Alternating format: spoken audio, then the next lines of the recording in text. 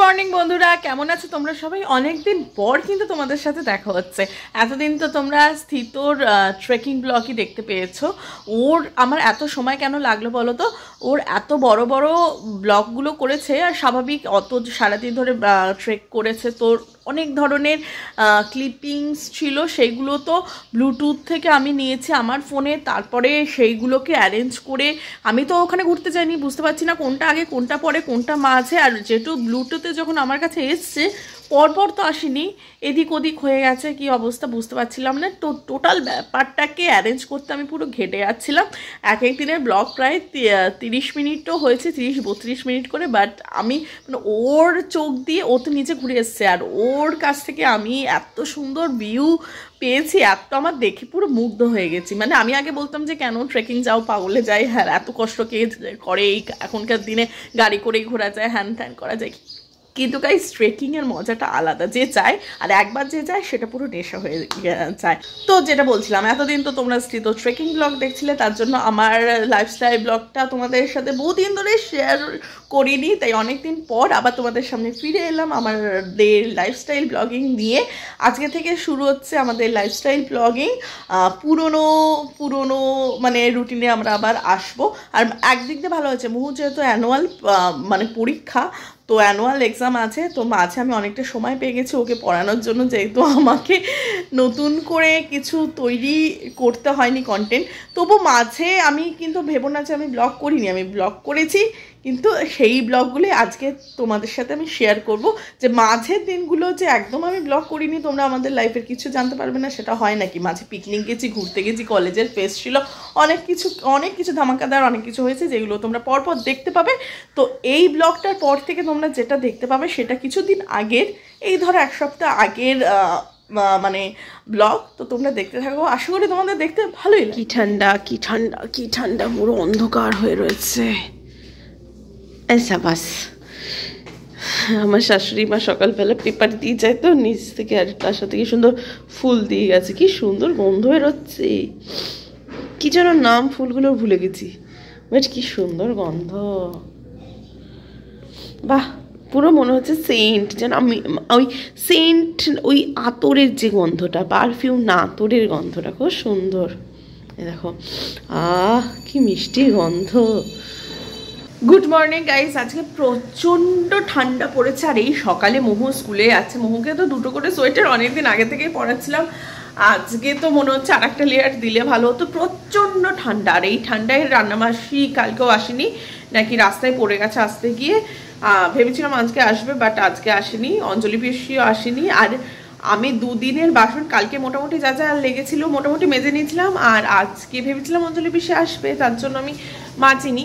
এইদিকে পুরো সিঙ্ক ভর্তি পুরো বাসন, মানে এই ঠান্ডায় বাসন মাজতে মাজতে হাত একেবারে আমার মানে ব্যথা হয়ে যাচ্ছে, কি ঠান্ডা লেগে যাচ্ছে। এনিওয়েজ এখন রান্না করছি। আজকে ভেবেছিলাম কি করব বুঝতে পারছিলাম না, রান্না দিদি তো এলো না, তারপরে স্থিত আবার কালকে এক গাদা চিকেন নিয়ে এসছে, তো ভাবছি আজকে একটুখানি চিকেন বিরিয়ানি করি।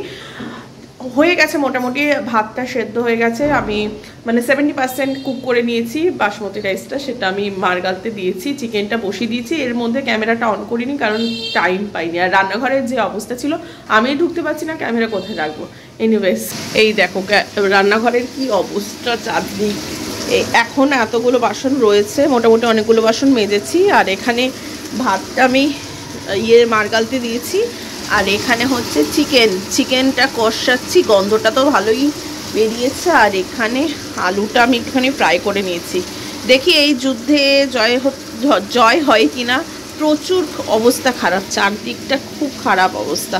এখানে একটা নারকেল তেলও কেন পড়ে আছে জানি না। এখানে ক্যারো ওয়াটার, রোজ ওয়াটার, আর তোমার মিঠা আতর, আর এই যে কেশর দুধে ভিজিয়ে নিয়েছি, এটা তো পরে দিয়ে দেবো। যতক্ষণ চিকেনটা মানে কষছে ততক্ষণ আমি একটুখানি রান্নাঘরটা পরিষ্কার করে নিই, না হলে একদম কাজ করা যাচ্ছে না, পুরো সিঙ্কটা ভর্তি, পুরো স্ল্যাব ভর্তি। তার জন্য আগে আমি ভাবলাম রান্নাঘরটা একটু ক্লিন করে নিই।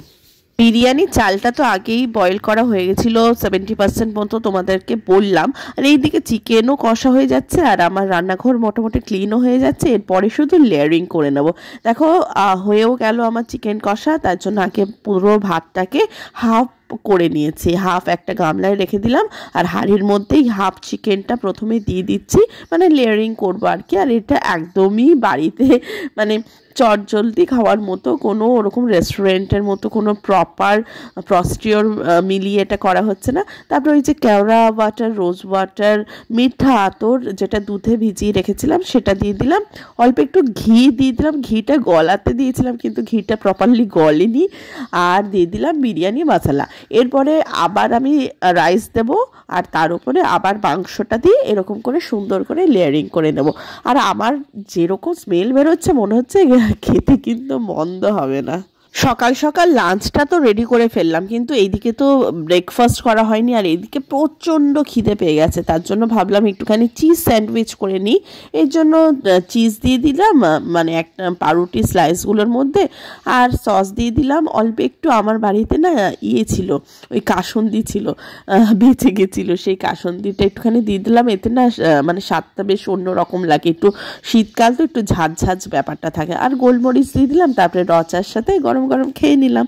দারুণ লাগলো কিন্তু খিদে পেটে এরকম চিজ স্যান্ডউইচ আর গরম গরম চা। মৌরানি স্কুল থেকে এসে একদম চান ঠান করে নিয়েছে। কেমন ঠান্ডা ছিল? অনেক ঠান্ডা ছিল। গ্রাউন্ডে অনেক হাওয়া দিচ্ছিল, মনে হচ্ছে যে পাহাড় চলে এসেছি।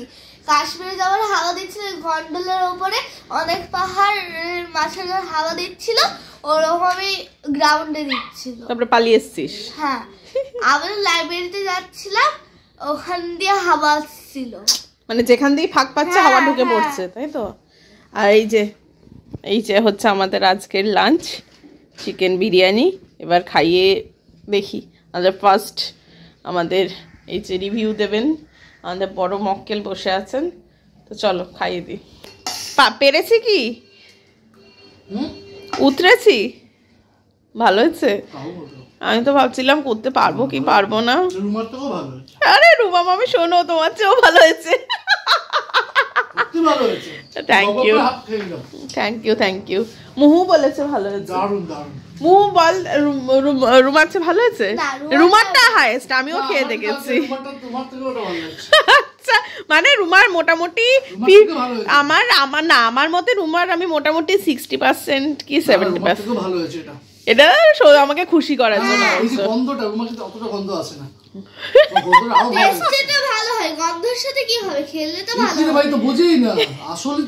না আমিও খেয়েছি, আর মোটামুটি হয়েছে। যাই হোক আমি সাকসেসফুল, ব্যাস তাতেই হবে। খাও।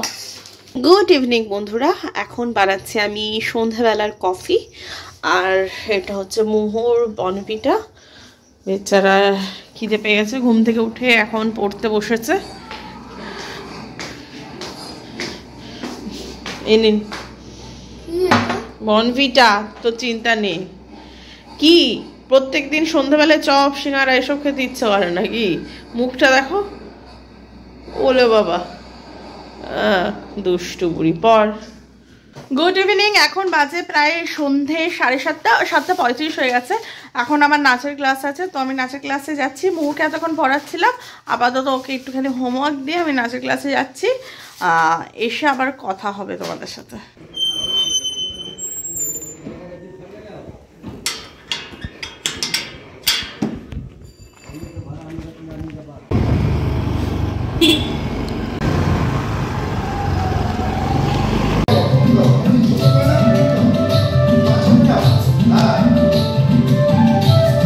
চলে এসেছি আমি নাচের ক্লাসে। এখানে জুনিয়রদের হচ্ছে আজকে স্টুডেন্ট একটুখানি কম আছে, যদিও এটা স্পেশাল কন্টেম্পোরারি ক্লাস, তাই জন্য। আর আমরা এখানে বসে রয়েছি। আমি তো আমাদের ফার্স্ট রাউন্ডে আমাদেরই হয়েছে, একবার আমাদের করানো হয়ে গেছে, এখন আমাদের রেস্ট দিয়েছে। এদিকে আমি ঘেমে গেছি। মোনালিসা তো দেখেছে, এইদিকে স্বাতি দেখেনি, মন দিয়ে গান গেয়ে যাচ্ছে, দেখেছো তো একেবারে। আর নিচে বসে রয়েছে বিদিশা, ও পাশে স্যার বসে রয়েছে। নাচের ক্লাস করে আমরা একটুখানি রোল কিনে নিলাম। মোহু বলছিল একটুখানি রোল খাবে, আর আমাদের দুপুরবেলা যা আছে সেটা দিয়ে হয়ে যাবে। ব্লগটা এই পর্যন্তই রাখলাম। এই ব্লগটা যদি তোমাদের ভালো লেগে থাকে, যারা এখনও সাবস্ক্রাইব করোনি তারা প্লিজ সাবস্ক্রাইব করে দিও। ভালো থেকো, দেখা হচ্ছে নেক্সট ব্লগে।